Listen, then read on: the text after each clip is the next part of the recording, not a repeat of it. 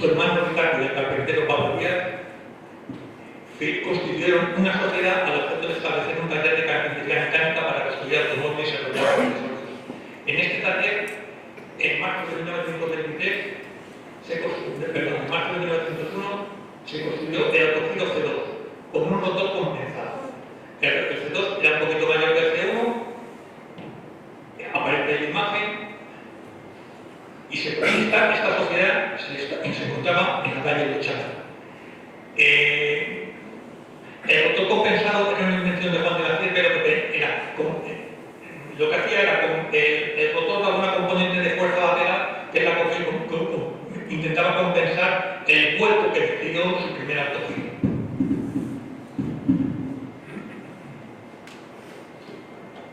Como la construcción de estos avanzaba muy lentamente y los recursos de la Cierva eran limitados, en paralelo decidió desarrollar otro autogiro que fue el C3. El C3 estaba constituido a partir de un fuselaje de plano sobre, era más chiquitito y era equipado.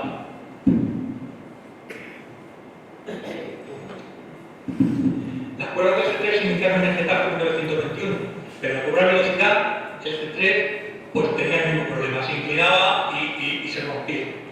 El C2 quedó finalizado a principios de 1922 y, igual que el anterior, presentaba un comportamiento similar, con lo cual, después de la última ruptura, la Cierva decidió abandonar los ensayos. Pero en 1922 surge una idea genial en la mente de Juan de la Cierva, la articulación de parámetros. ¿Qué ocurría? Juan de la Cierva había realizado una serie de aeromodelos a escala. Los aeromodelos a escala eran mucho más flexibles y se había comprobado como la flexibilidad de las palas del aeromodelo permitían su vuelo estable. Así decidió aplicar esta idea a las aeronaves reales, a los autogiros de verdad. Entonces comenzó la construcción del autogiro C4, a partir de un fuselaje sobre, probablemente el mismo que el C3, con articulación de batimento.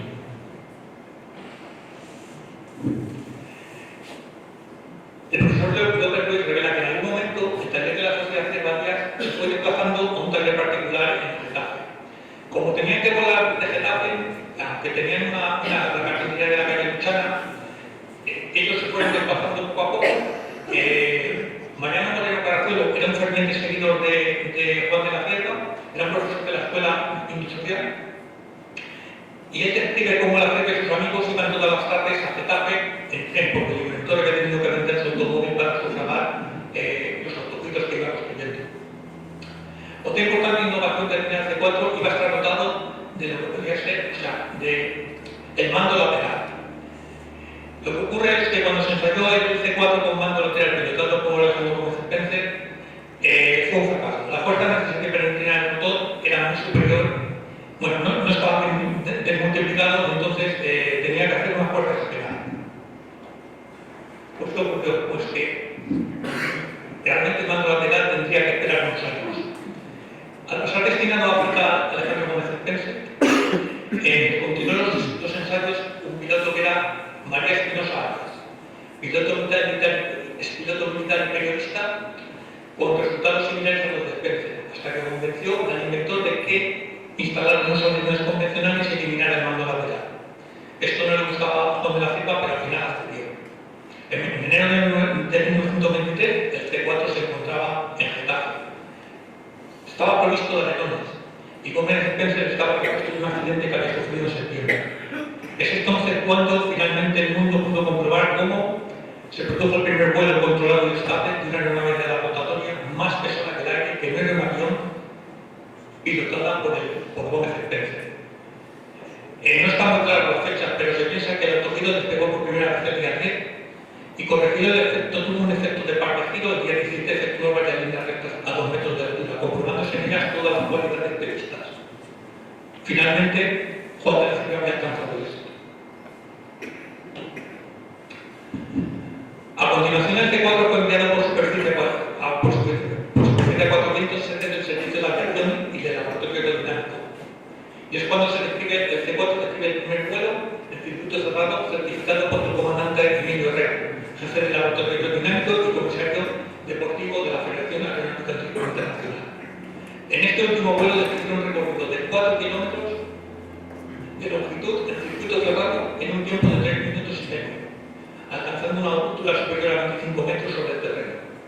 fue el 1 de febrero de 1923.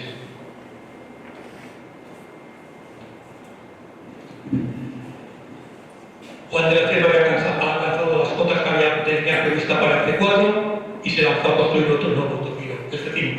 El C5 era más grande, de mayor tamaño, 2 plazas. El fuselaje muy probablemente fuera del C2 y tenía 3 palas. Este se construyó en los talleres de la Escuela Industrial de Madrid, gracias a la amistad de Mariano Moreno Caracciolo.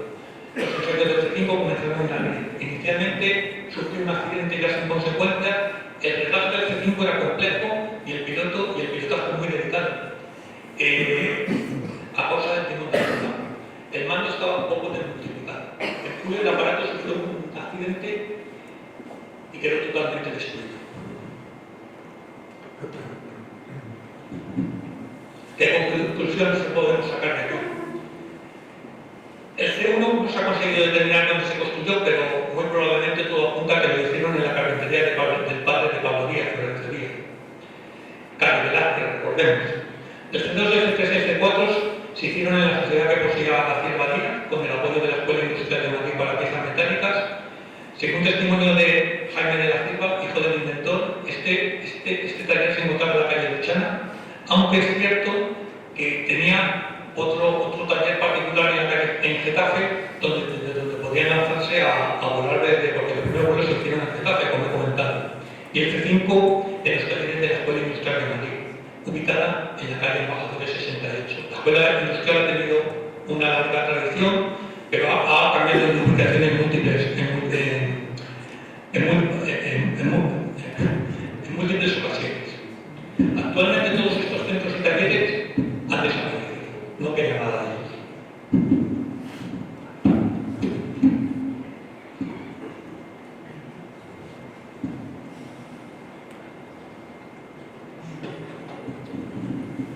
¿Qué ocurre después? Con el C5 los recursos de Juan de la Cierva se habían agotado completamente. 5 autogiros, en realidad fueron 30, después de tener en cuenta las reparaciones, reconstrucciones, modificaciones. En verano de 1923 no se sabe muy bien, se piensa que fue a través de Mariano Moreno Caracciolo, tenía muy buena relación con Emilio Herrera y sugirió a Emilio Herrera que la aviación militar podría colaborar con ellos. El general de Chova, el director de la aeronáutica militar, da la orden de que el servicio de aviación se haga cargo de la fabricación de los talleres de 4 vientos del autogiro C6, el nuevo autogiro de Juan de la Cierva. Ahí se puede ver a la derecha cómo el autogiro sale de unos cargas de barreras. En ese momento era el carga de montaje. El comandante Emilio Herrera realizaría los ensayos en el túnel aerodinámico de un rotor autogiro para tratar de determinar experimentalmente sus características. En los talleres de 4 vientos se justifica el sexto autogiro bajo la dirección del capitán Luis Urzapeco a finales de 1923. El túnel aerodinámico que teníamos aquí en Maestranza era el más moderno y grande de Europa en esa época. El C6 emplea un fuselaje de un auto, un motor de Ron de 110 caballos y 4 palas articuladas. Probablemente se terminara en enero de 1924, siendo propiedad de la aviación militar y destinado a la escuela de experimentación de aeronaves, que dependía del laboratorio de aerodinámico, a las órdenes del comandante Emilio Herrera. El servicio de aviación nunca pidió los derechos sobre el autogiro.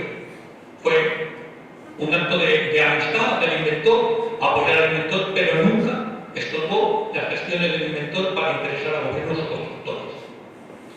Para efectuar los ensayos se recurrió al capitán Ureta Zavala, que vino en comisión de servicio, volando el primer vuelo el 15 de febrero de 1924.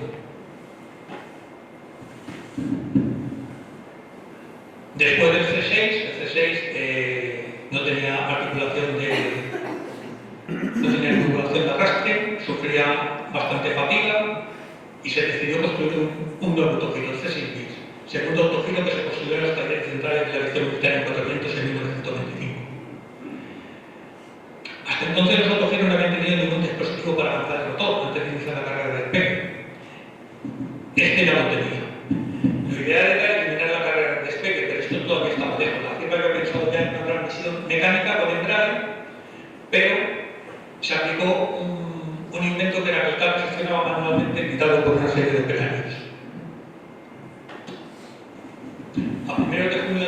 1925 el C6 estaba completamente terminado. Se hizo cargo del vuelo el capitán Noriega. La realidad es que en 1923 la guerra reactiva levantaba una cantidad enorme de pilotos, tenían que ir a combatir a África y se abandonó el autogiro ese verano. El capitán Noriega se incorporó a final de año, el autogiro se interesa por él y fue un extraordinario colaborador de Juan de la Cierva. Y el C6 bis continuaría esa tendencia volando el propio Noriega. El 24 de junio, Su Majestad Rey Alfonso XIII vino a Cuatro Vientos y allí se hizo una demostración donde el rey felicitó a Juan de la Cierva. El 4 de septiembre el C6 bis se embarca en Bilbao para Faro. Lamentablemente el capitán Noriega estaba enfermo y como el ministro del Aire británico que se impacientaba estaba muy interesado en ver el autogiro, finalmente no tuvo que volar el capitán Corby. El éxito fue abrumador. El mundo entero había entrado en conocimiento de lo que había hecho un ingeniero español, Juan de la Cierva.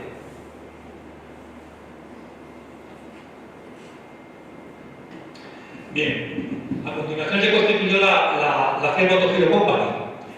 La Cierva era una sociedad donde el accionista principal era un industrial escocés, el señor Wade, y el director técnico sería Juan de la Cierva. Bueno, a partir de ahí se construyeron, el ministro de Aire encargó cuatro autogiros diferentes. El primero sería el C6E, ese que vuela a la izquierda. El C8 es el que vuela a la derecha, el que lo pilota el propio Juan de la Cierva, y es con el que hizo la travesía del Canal de la Mancha. Y otros autogiros más pequeños. Estos se fabricarían en Avro, en Hampden, en Southampton, y el 4 en Pamplona. Una serie de fábricas clásicas británicas.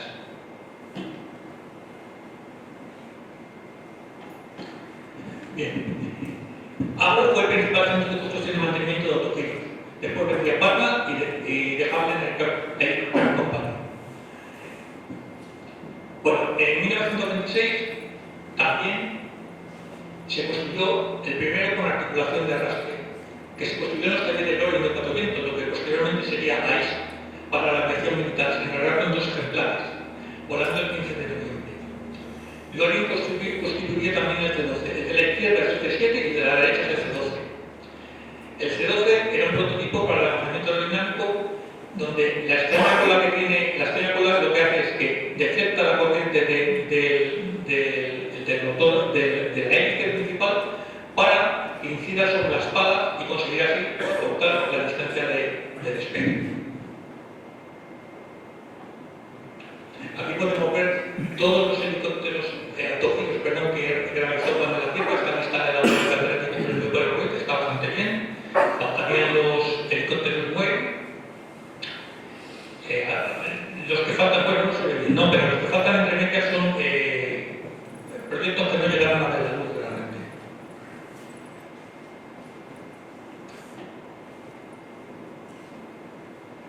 Bueno, aquí estos son los autogiros americanos. En febrero de 1929 se construyó la Picarín Cierva. El señor Picarín estaba muy interesado en construir autogiros en Estados Unidos. Constituyó la compañía con su recurso.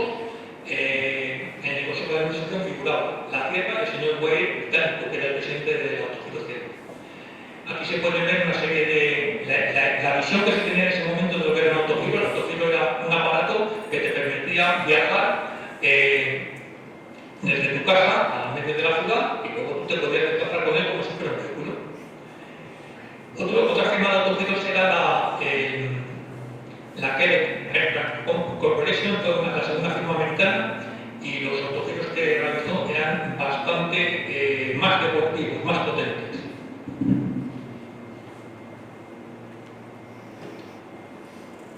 Aquí una anécdota. En 1930 el presidente Hoover entregó a Harvard Pickering y sus colaboradores el trofeo Code. En la locución del presidente Hoover comenzaba: la invención del autogiro de Juan de la Cierva es uno de los destacados progresos de aparatos más pesados del aire. Su capacidad de despegar y descender con seguridad casi verticalmente hace de él un paso adelante práctico y decidido. El señor Pickering responde a la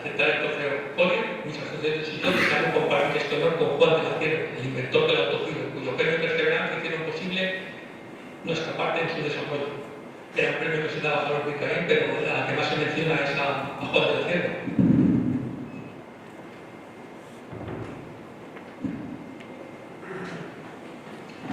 Abajo a la izquierda se puede ver un anuncio de prensa que pone en autogiro la máquina del propietario privado. O sea, la realidad es que el autogiro se veía como un producto de lujo para que las personas con recursos pudieran desplazarse pues, desde su casa a su lugar de trabajo y vuelta.